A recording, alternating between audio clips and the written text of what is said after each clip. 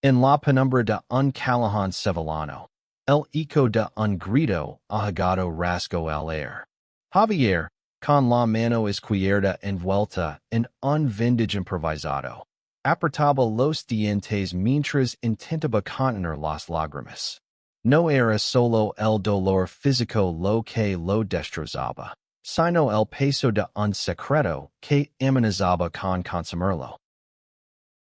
Sevilla, verano de 2025. La ciudad vibraba con el calor sofocante y el bullicio de las fiestas populares. En el barrio de Triana, el bar La Luz Oculta era un refugio para almas perdidas, un lugar donde las historias se entrelazaban como los acordes de una guitarra flamenca. Javier, de 25 años, había trabajado allí como camarero durante 3 años. Su sonrisa cálida y su habilidad para escuchar a los clientes lo convirtieron en el favorito de todos. Pero nadie sabía que, tras esa fachada, escondía una verdad que lo hacía temblar cada noche. Era gay, y en un mundo donde los prejuicios aún se acaban.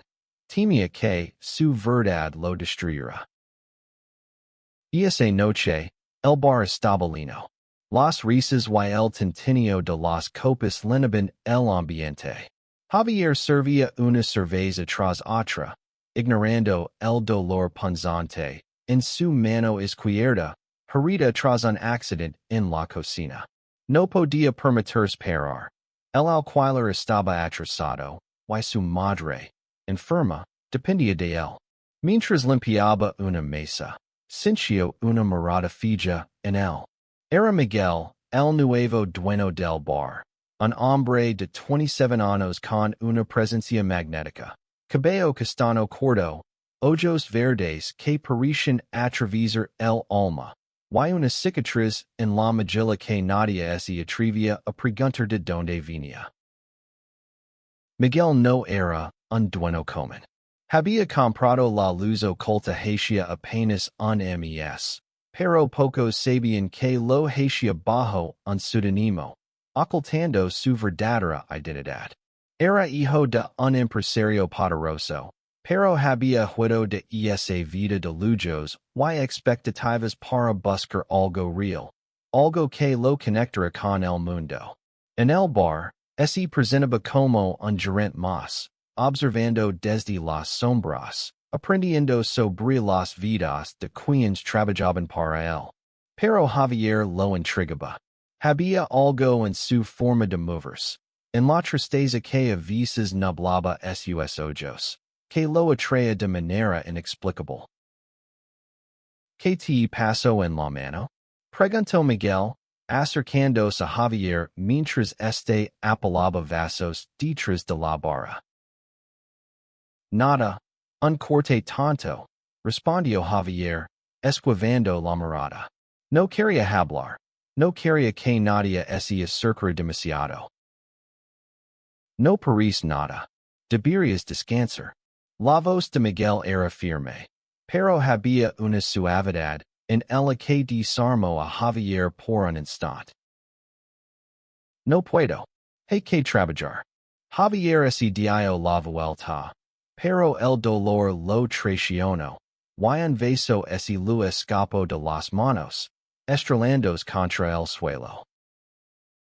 El estruendo llamó la atención de los clientes. Algunos rieron, otros murmuraron. Javier sintió el calor sobre el rostro, no por el accidente, sino por la humiliación de ser el centro de atención. Miguel, sin embargo, no dijo nada. Se agachó, recogió los pedazos de vidrio y lo hizo un gesto para que lo siguiera a la trastienda.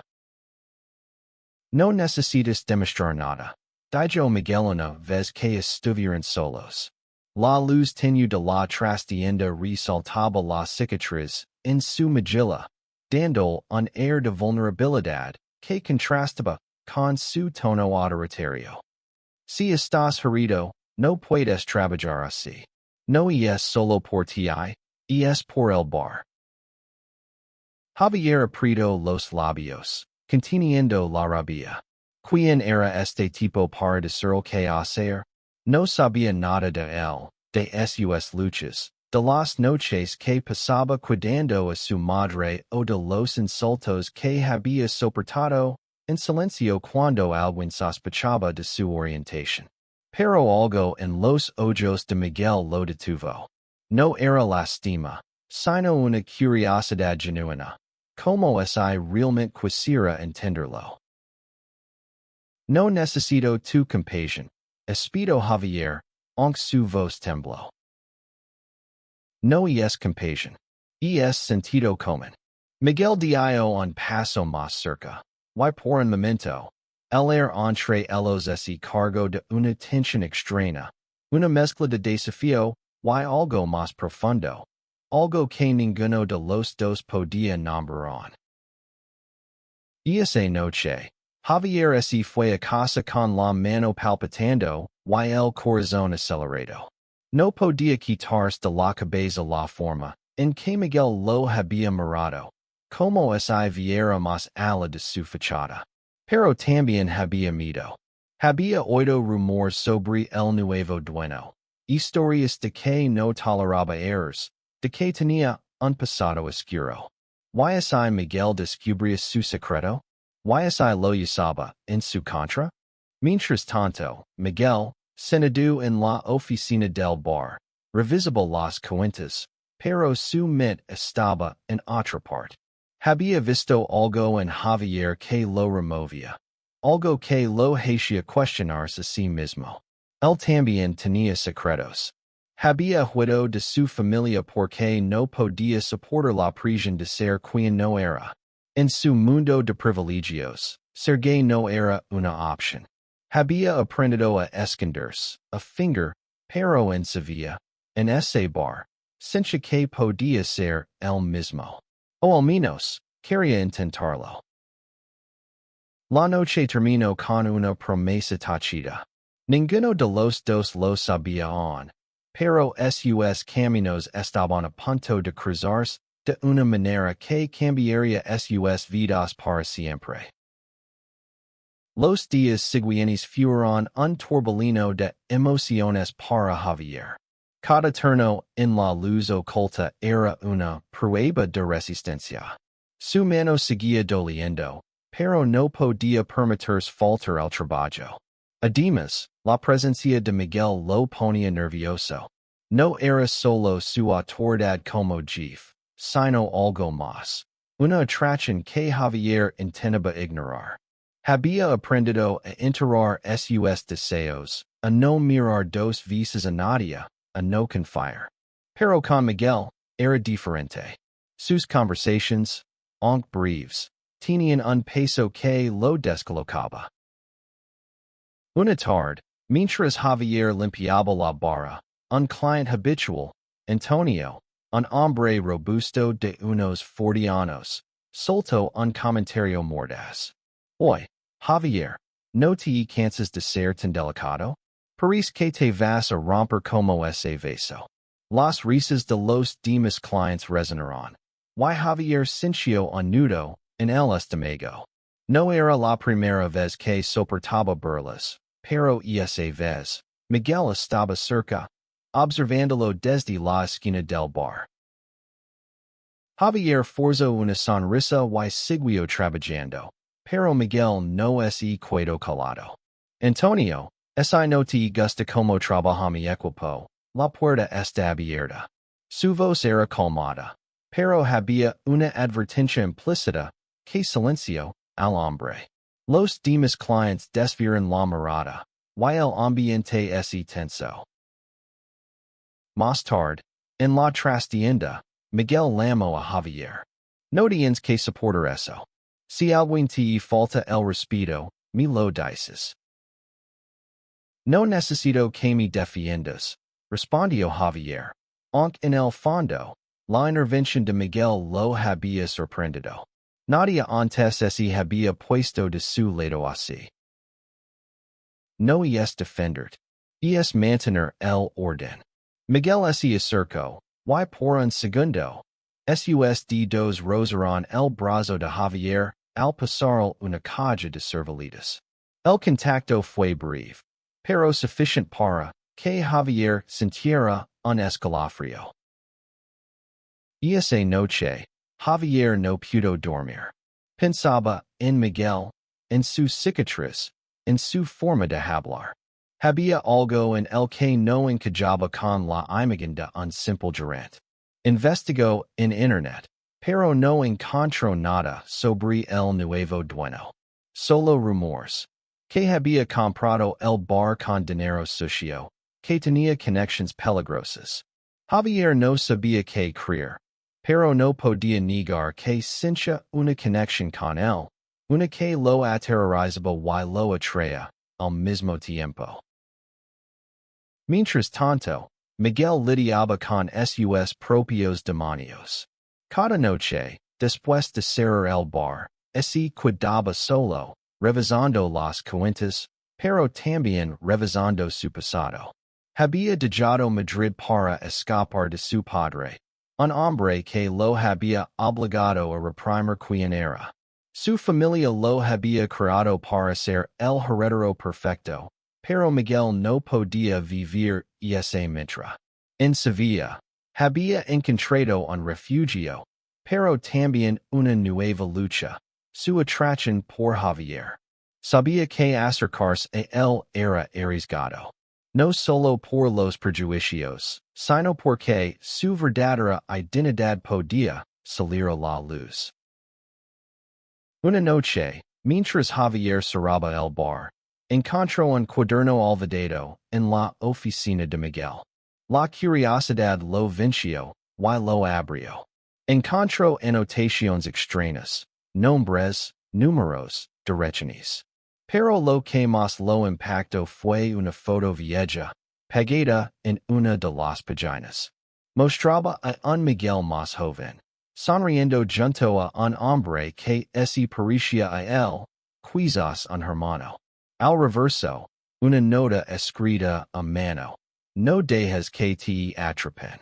Javier cerró el cuaderno, con el corazón latiendo con fuerza. ¿Quién era Miguel, en realidad? El descubrimiento del cuaderno marcó un punto de inflexión. Javier no podía sacarse la imagen de la foto de la cabeza. ¿Quién era ese hombre junto a Miguel? ¿Y qué significaba esa nota? Decidió no confrontarlo, pero la desconfianza comenzó a crecer. Sin embargo, cada vez que Miguel lo miraba, Javier sentía que sus defensas se desmoronaban. Había una química innegable, una corriente que los unía, aunque ninguno se atrevía a dar el primer paso. Una tarde, mientras Javier ayudaba a su madre, Carmen, a preparar la cena, en su pequeño apartamento en Triana, ella notó su inquietud. Hijo, ¿qué te pasa? Estás como perdido. Carmen, de 55 años, tenía una mirada que siempre veía a través de él. Nada, mamá. Solo el trabajo. Javier evitó sus ojos, concentrándose en cortar las verduras. No me mientas. Sé que hay algo más. Carmen puso una mano sobre la suya. Y Javier sintió el peso de su silencio. Nunca le había contado la verdad sobre su orientación. No porque no confiara en ella, sino porque temía decepcionarla. Esa misma noche, en el bar, ocurrió algo que lo cambió todo. Un grupo de clientes borrachos comenzó a burlarse de Javier, haciendo comentarios homofóbicos. Uno de ellos, un hombre joven con una risa cruel, lo empujó contra la barra. Vamos, pequeño, muéstranos cómo bailas. Javier intentó ignorarlos, pero el hombre lo agarró del brazo, justo donde la herida aún no sanaba. El dolor lo hizo gritar. Antes de que pudiera reaccionar, Miguel apareció como un relámpago. Empujó al hombre lejos de Javier, con una fuerza que sorprendió a todos. Fuera de mi bar. Ahora. Su voz era un rugido bajo, y los clientes, intimidados, se marcharon rapidamente. Javier, temblando, se quedó mirando a Miguel. Gracias, murmuró, pero no pudo evitar que las lágrimas se acumularan en sus ojos. No tienes que agradecerme. Nadie te toca en mi bar. Miguel lo miró, y por un momento, sus manos se rozaron. Esta vez, ninguno de los dos se apartó. Esa noche, después de cenar, Miguel invitó a Javier a quedarse para tomar una copa. Sentados en una mesa del bar vacío, con solo la luz de una lámpara iluminándolos, hablaron por primera vez de verdad. Javier le contó sobre su madre, sobre el accidente en la cocina, sobre la prisión de mantener todo afloat. Miguel escuchó en silencio, pero sus ojos dicen más de lo que sus palabras podían expresar. ¿Y tú? Preguntó Javier, atreviéndose por fin. ¿Quién eres realmente? Encontré tu cuaderno. Miguel se tensó, pero no esquivó la pregunta. Ese cuaderno es mi pasado. La foto es de mi hermano, Diego. Murió hace 3 años. Su voz se quebró, y Javier sintió un nudo en el pecho. Lo siento, dijo, y puso una mano sobre la de Miguel. Fue un gesto pequeño, pero lleno de significado. Por primera vez, se permitió ser vulnerable. La confesión de Miguel abrió una puerta entre ellos. Durante las siguientes semanas, su relación cambió. Las conversaciones se volvieron más profundas, los roces más frecuentes. Javier comenzó a confiar en Miguel, aunque había preguntas sin respuesta. ¿Por qué ocultaba su identidad? ¿Qué significaba esa nota en el cuaderno? Una noche, mientras caminaban por las calles de Triana después del cierre, Miguel se detuvo bajo un farol. Javier, hay algo que necesito decirte. Su voz era baja, casi un susurro. No soy solo el gerente del bar. Soy el dueño. Y más. Mi familia no sabe dónde estoy. No saben quién soy realmente. Javier lo miró, sorprendido. ¿Por qué te escondes? ¿Por qué no podía ser yo mismo con ellos? Mi padre él nunca aceptaría que soy gay. Las palabras salieron con dificultad, como si cada una fuera una herida abierta. Javier sintió que el mundo se detenía. Por primera vez, alguien más había pronunciado la verdad que él llevaba años escondiendo. Sin pensarlo, tomó la mano de Miguel. Yo también, dijo, y las lágrimas que había contenido durante tanto tiempo finalmente cayeron. Bajo la luz del farol, se abrazaron, y por un momento, el mundo exterior desapareció. Pero la felicidad duró poco. Al día siguiente, Javier recibió una llamada de su madre. Estaba en el hospital, su condición había empeorado. Necesitaba una cirugía costosa, y Javier no tenía el dinero. Desesperado, acudió a Miguel. Necesito un adelanto. Por favor. Es para mi madre. Miguel no dudó. Toma lo que necesites. Pero no es un adelanto, es un regalo. Lo entregó un sobre con más dinero del que Javier esperaba. Pero cuando Javier abrió el sobre, encontró algo más. Una carta dirigida a Miguel, con el sello de una empresa de Madrid. La curiosidad lo venció y la leyó. Hablaba de una investigación, de un escándalo financiero ligado al padre de Miguel. Javier confrontó a Miguel esa noche. ¿Qué es esto? ¿Estás haciendo de algo? Miguel suspiró, derrotado. Mi padre está involucrado en cosas ilegales. Intento alejarme, pero me siguen buscando. Por eso estoy aquí, bajo un seudónimo. Javier sintió que el suelo se desvanecía bajo sus pies.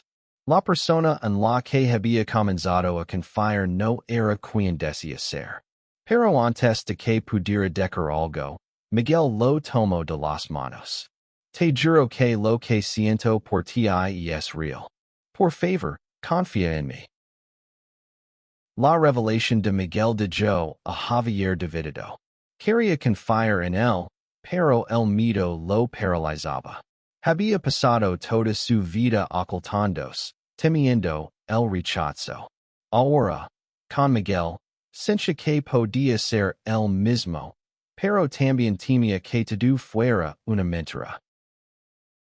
Los días siguientes fueron tensos. Javier evitaba a Miguel en el bar, manteniendo las distancias. Pero una noche, mientras celebraban, Miguel lo acorraló en la trastienda. No puedo seguir así, Javier. Dime que quieres de mí. No sé si puedo confiar en ti. Admitió Javier, con la voz quebrada. Todo esto tu pasado, tu familia. ¿Qué más me estás escondiendo? Miguel lo miró con una intensidad que lo hizo temblar. Te estoy diciendo la verdad ahora. No quiero esconder más. ¿No de ti? Y entonces, sin previo aviso, Miguel lo besó. Fue un beso desesperado, lleno de angelo y miedo. Javier se resistió por un instante, pero luego se rindió, diciendo que sus emociones lo guiaron. Cuando se separaron, ambos estaban sin aliento. No sé cómo hacer esto, susurró Javier. Tengo miedo. Yo también, respondió Miguel, y por primera vez, Javier vio la vulnerabilidad en sus ojos. Esa noche, decidieron intentarlo. Pero el mundo no les daría tregua. Al día siguiente, un hombre desconocido apareció en el bar. Era alto, con traje caro y una mirada fría. Preguntó por Miguel, usando su nombre real, Miguel Salazar. Javier, que estaba cerca, escuchó todo. El hombre era un detective privado, contratado por la familia de Miguel para encontrarlo. Javier sintió que su corazón se rompía. No solo estaba enamorado de alguien que vivía una mentira, sino que ahora estaba en peligro. Confrontó a Miguel esa noche, exigiendo respuestas. Dame la verdad. ¿Quién eres? ¿Qué quieren de ti? Miguel, con lágrimas en los ojos, lo contó todo. Su padre estaba involucrado en un escándalo de corrupción. Miguel había intentado denunciarlo, pero su familia lo amenazó. Sabía para empezar de nuevo, pero lo habían encontrado. No quería arrastrar de esto, dijo Miguel. Pero no puedo perderte. Javier, dividido entre el amor y el miedo, tomó una decisión. Si vamos a hacer esto, lo hacemos juntos. Pero no más secretos. Javier y Miguel comenzaron a construir algo frágil pero real. Pasaban las noches hablando, compartiendo sus miedos y sueños. Javier le confesó a su madre su verdad, y aunque al principio el oloro, lo abrazó y le dijo que siempre lo amaría. Fue un peso que se quitó de encima, pero también sabía que el peligro seguía acechando. El detective volvió al bar, esta vez con amenazas más directas. Le dio a Miguel un ultimátum: regresar a Madrid o enfrentarse a las consecuencias. Javier, que escuchó la conversación desde la trastienda, sintió pánico. No podía perder a Miguel, no ahora que habían encontrado algo tan especial. Decidieron enfrentarlo juntos. Miguel contactó a un viejo amigo, un abogado que podía ayudarlo a exponer los crímenes de su padre sin poner en riesgo sus vidas. Pero el plan era arriesgado. Necesitaban pruebas, y esas pruebas estaban en Madrid, en la mansión de la familia Salazar. Javier insistió en acompañar a Miguel. No te dejó ir solo. Somos un equipo ahora. El viaje a Madrid fue tenso. Se hospedaron en un pequeño hotel, lejos de los ojos de la familia de Miguel. Mientras buscaban las pruebas, compartieron momentos de intimidad que los fortalecieron. Una noche, en la habitación del hotel, Javier tomó la mano de Miguel. Pase lo que pase, no me arrepiento de esto. De nosotros. Miguel sonrió, con lágrimas en los ojos. Eres lo mejor que me ha pasado. Pero el peligro los alcanzó. Una noche, mientras revisaban documentos robados de la oficina del padre de Miguel, fueron emboscados. Dos hombres irrumpieron en el hotel, exigiendo que Miguel entregara todo. Javier, sin pensarlo, se puso frente a Miguel, dispuesto a protegerlo. En la lucha, Javier recibió un golpe en la cabeza, quedando inconsciente. Cuando despertó, estaba en un hospital. Miguel estaba a su lado, con el rostro lleno de angustia. Pensé que te había perdido, susurró. No me vas a perder tan fácil, respondió Javier, intentando sonreír a pesar del dolor. La recuperación de Javier fue lenta, pero Miguel nunca se apartó de su lado. Juntos, lograron entregar las pruebas al abogado, quien las presentó a las autoridades. El escándalo estalló en los medios, y el padre de Miguel fue arrestado. Pero para Miguel, la verdadera victoria no fue la justicia, sino haber encontrado a Javier. De vuelta en Sevilla, la luz oculta volvió a ser un refugio, pero ahora con un nuevo propósito. Miguel y Javier decidieron convertir el bar en un espacio seguro para la comunidad LGBT, un lugar donde nadie tuviera que esconderse. Organizaron noches de polla, música y charlas, creando una comunidad donde todos eran bienvenidos. Una noche, mientras el bar vibraba con risas y música, Javier tomó el micrófono. Con la mano marcada por una cicatriz, pero con el corazón más ligero que nunca, habló. Este lugar es más que un bar. Es un hogar. Y quiero agradecer al hombre que me enseñó a no tener miedo de ser yo mismo. Miró a Miguel, que estaba entre la multitud, con lágrimas en los ojos. Miguel subió al escenario y lo abrazó. Bajo las luces del bar, se besaron, y el público estalló en aplausos. Por primera vez, no había miedo, solo amor. El camino no fue fácil. Javier lidiaba con las cicatrices de su pasado, y Miguel seguía enfrentando el rechazo de su familia. Pero juntos, encontraron la fuerza para seguir adelante. La luz oculta se convirtió en un símbolo de esperanza, un recordatorio de que el amor, aunque a veces venga con dolor, siempre encuentra una manera de brillar. Y así, en las calles de Sevilla, dos almas que habían estado rotas encontraron en el otro la paisa que les faltaba. No era un final perfecto, pero era real, y eso era suficiente.